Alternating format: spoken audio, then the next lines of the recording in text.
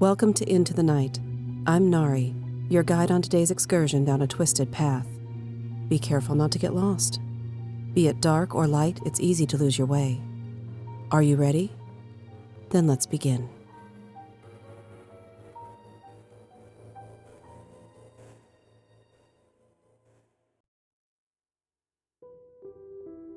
A penny for your thoughts. Ardie Bauer wasn't born a genius. In fact, as a boy, his lack of intelligence was one of the first traits people noticed about him, which makes his current situation all the more confounding. I don't know what's going to become of that child. He's about as sharp as a bag of marshmallows, Mrs. Beardsley, Ardie's neighbor, said when he was young. She'd shake her head and stare out the window as Ardie played in his yard next door. She wasn't the only one who thought so. His teachers, other children, and even the mailman took notice of his lack of exceptionalism. Ardie, time after time, convinced those around him that he'd never amount to anything. No one, not even his parents, expected much from Ardie, and his inability to remember facts or solve simple math problems kept him from succeeding in school. He passed his classes with D- grades, most of which were given out of the charity of teachers' hearts. He's a nice enough boy, but I worry about what's going to become of him, his grandmother lamented. He wasn't like any of the other children in the family, and behind closed doors, at one time or another, every concerned adult in the Bauer family had voiced similar worries about him. At 18, years of confrontations with his parents over his lack of motivation led him to strike out into the world on his own.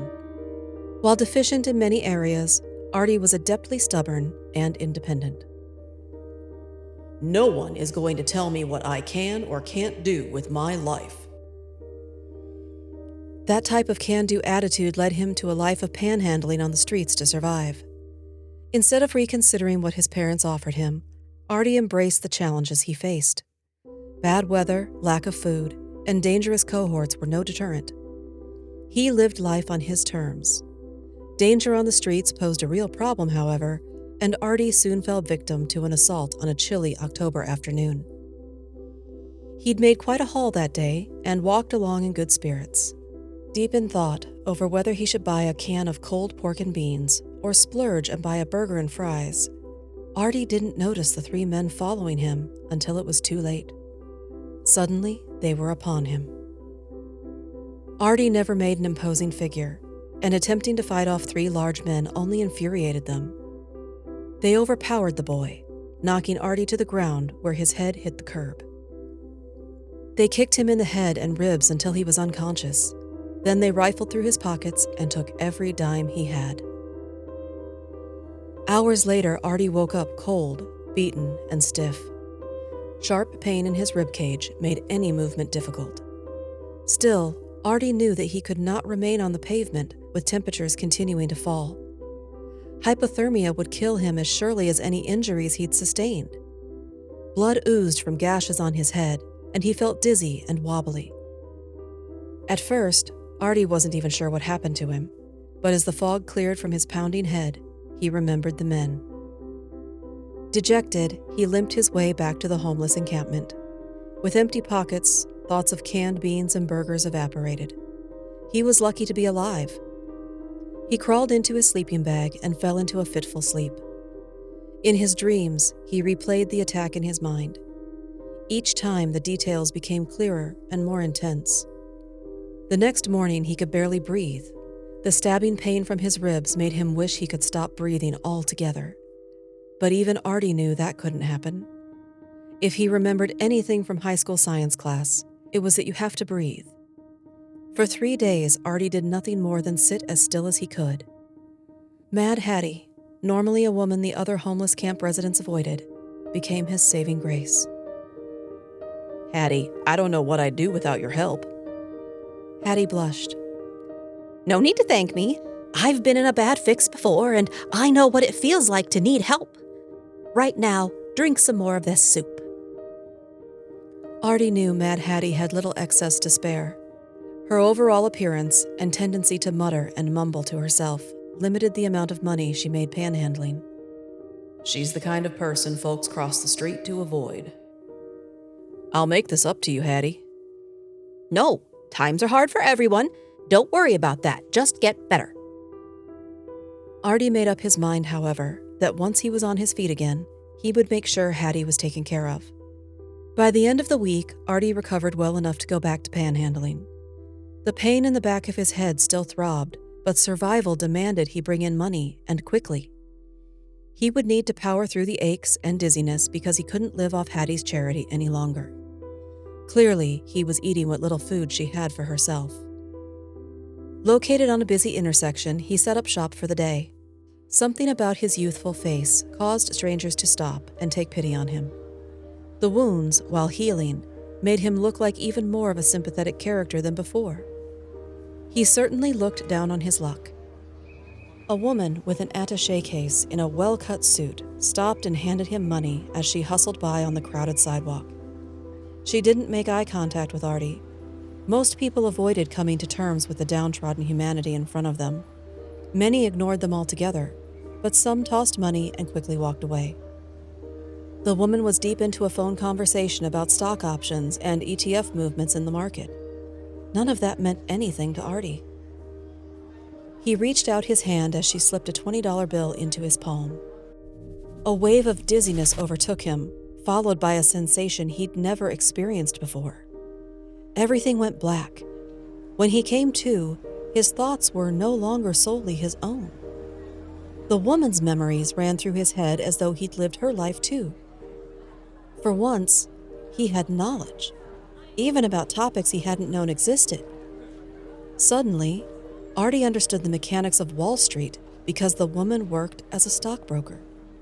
How can this be?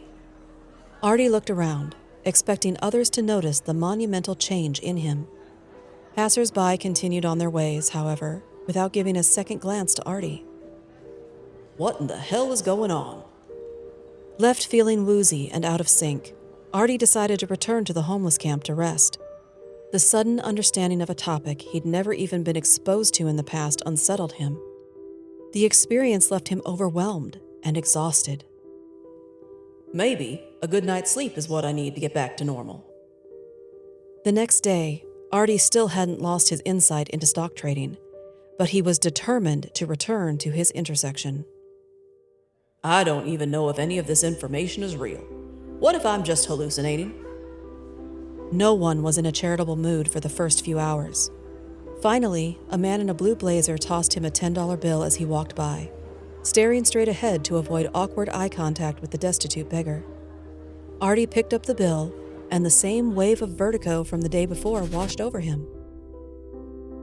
The world spun, and he passed out once again. Only this time when he awoke, he understood real estate investing, in addition to his newly acquired knowledge about stock trading. Confused and wobbly, he gathered himself and stumbled back to the encampment, where he sat on his bedroll with his head in his hands, rocking back and forth. What am I going to do? I don't understand what's happening to me. I think I'm going crazy. Ardie? A familiar voice spoke near him.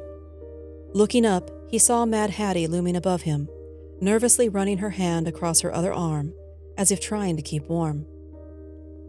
She looks so frail. How does she survive the winter? Ardie?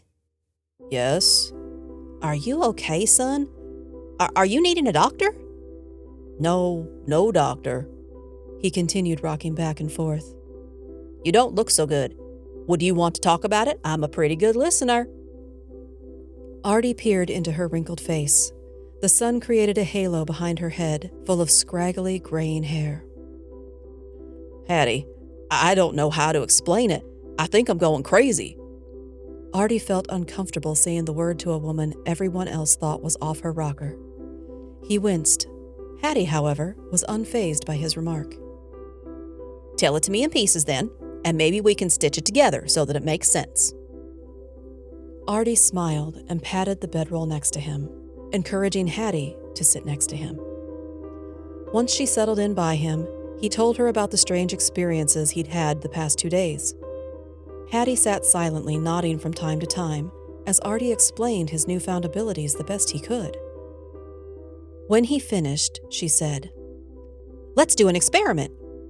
She rummaged through her pockets and smiled a toothless grin as she produced a quarter. Take this and we'll see what happens. I may not be much good to look at now, but at one time I was good at something.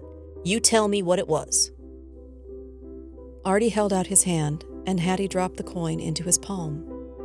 Ardie stared at the quarter, then turned to Hattie. She looked at him expectantly. Nothing. It didn't happen this time. Well, shoot! Maybe it was a fluke then, boy. Still, you've got knowledge you didn't have before, and maybe it will help you get off the streets. Maybe, Hattie. Maybe.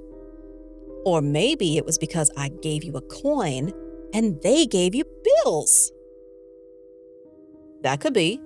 I just don't know what to think of anything right now. Dejected, Ardie sat on his bedroll and tried to make sense of his life. I've never actually thought about my life before. I just kind of lived day to day. I'm not the same me anymore. Something is different. Hattie seems to think this is a blessing, but I'm scared as hell. He wrestled with his puzzling transformation until evening. Hattie smiled reassuringly at him from time to time, but Ardie sat silently by himself, deep in thought. He ate a cold can of chili for dinner and pulled his sleeping bag around him. Eventually, he fell asleep, but strange dreams and blood-chilling anxiety filled his sleep. The next day, he returned to the same intersection to panhandle. The first person to walk by, a man in a flannel shirt, tossed him a $5. The instant he picked the bill up, it happened again. Dizziness overwhelmed him until he passed out. He awoke knowing how to weld. Ardie had never even held a welding torch before, but he was now confident he could create a perfect weld. Instead of leaving his intersection, however, this time he gathered himself and remained. A short while later, a young woman approached. She looks nearly as bad off as I am. She smiled and handed him a 50-cent piece, which he suspected was all the money she had on her. Instantly, the dizziness returned, and Ardie gained yet another skill: acting. She's an aspiring actress, barely getting by herself, but she still had it in her heart to help me. Ardie's own heart warmed as he watched her walk away. There are good people in this world. That evening, he returned to the encampment and found Mad Hattie. It wasn't because you gave me a coin last night.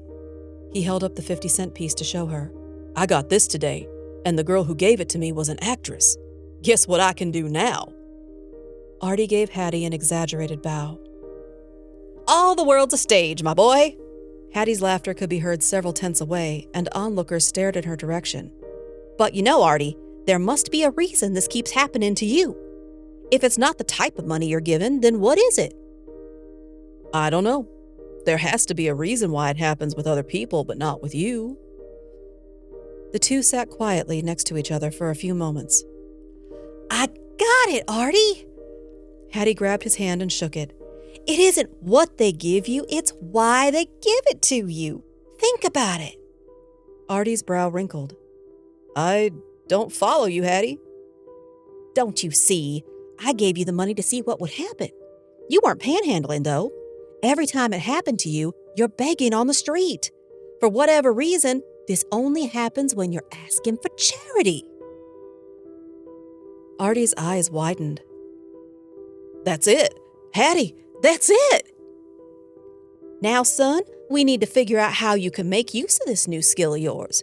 Never let a gift go to waste. What should I do? From now on, be smart. Think about what skills you want to acquire, and then make sure you beg from people in that profession. You're a genius, Hattie. You have been given something special, too special to squander. We need a plan. The two talked well until past dark, considering which abilities would help Ardie the most, and what to do with the skills to be successful in the world. Hattie, you don't have to answer me, but I was wondering. Yes? How did someone as smart as you end up like this? Ardie motioned toward the encampment.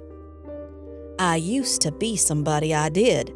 I was college educated and had a successful career. people depended on me. Then, Hattie's voice trailed away, and she looked up at the stars. Ardie gave her a moment before he spoke. Then what, Hattie?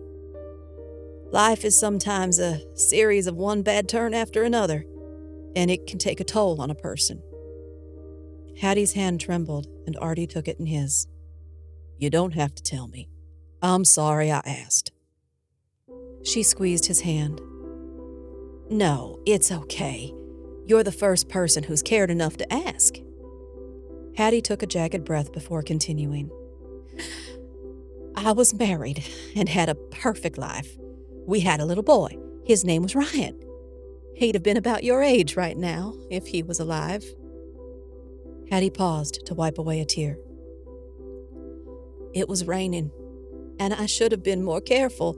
I was running late, and I had a stressful day at work. I drove too fast on the wet road, lost control, hit a guardrail, and flipped. Hattie stared into the darkness. Ryan didn't stand a chance. Oh, Hattie. That was just the beginning. My husband blamed me for Ryan's death.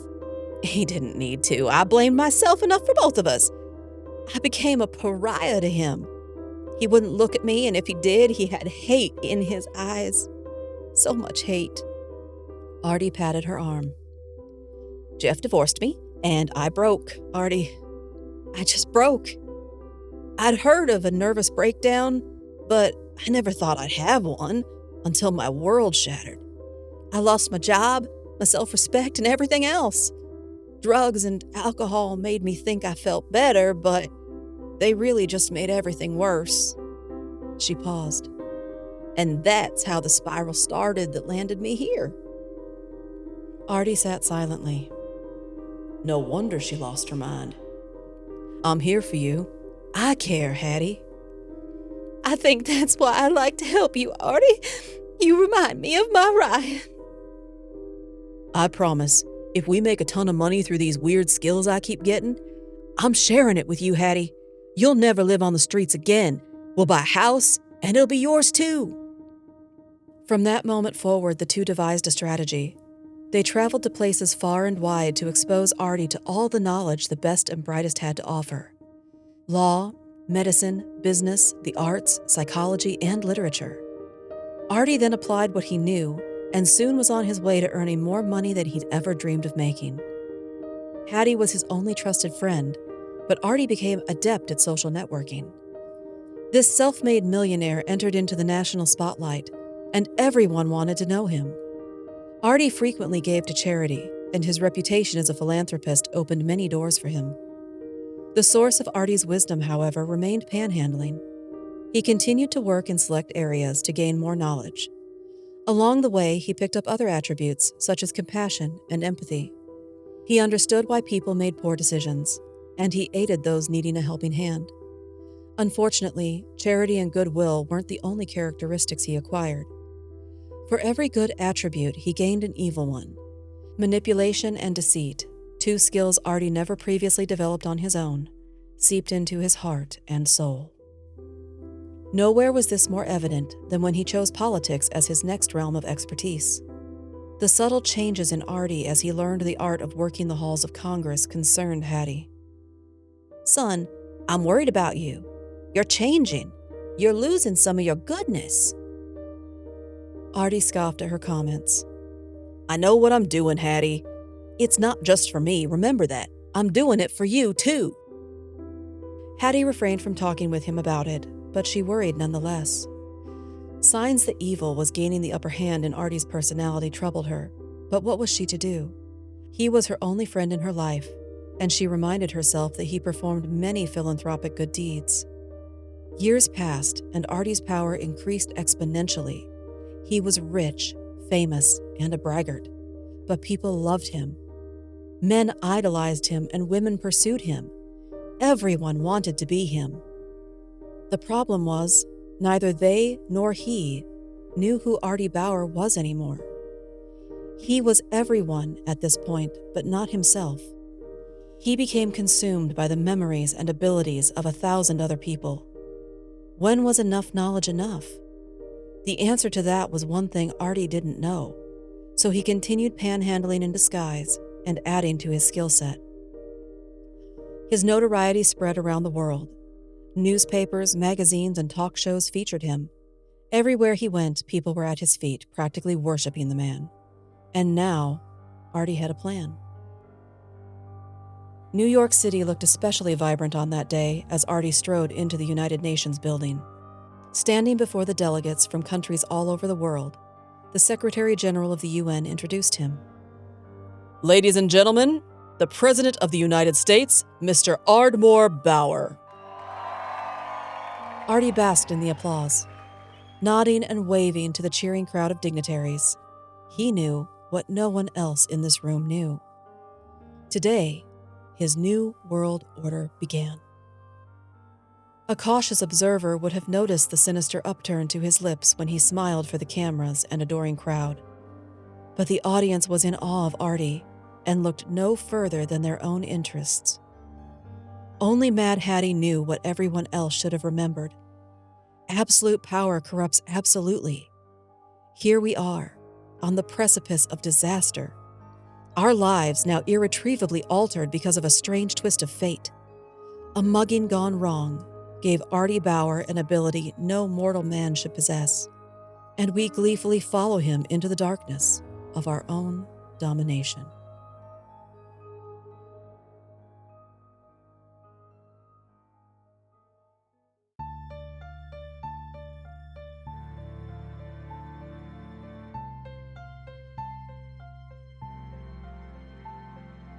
Thank you for joining me for this episode of the Into the Night Anthology podcast, written by Caroline Giammanco, narrated by Nari, theme music by Nico Rodriguez. You can find our links in the show notes. Into the Night is on your favorite podcatcher, so make sure to like, subscribe, and leave a 5-star review to help other excursionists to join us. I'll see you next time, and remember, whether in the shadows or in the daylight, all twisted paths lead you into the night.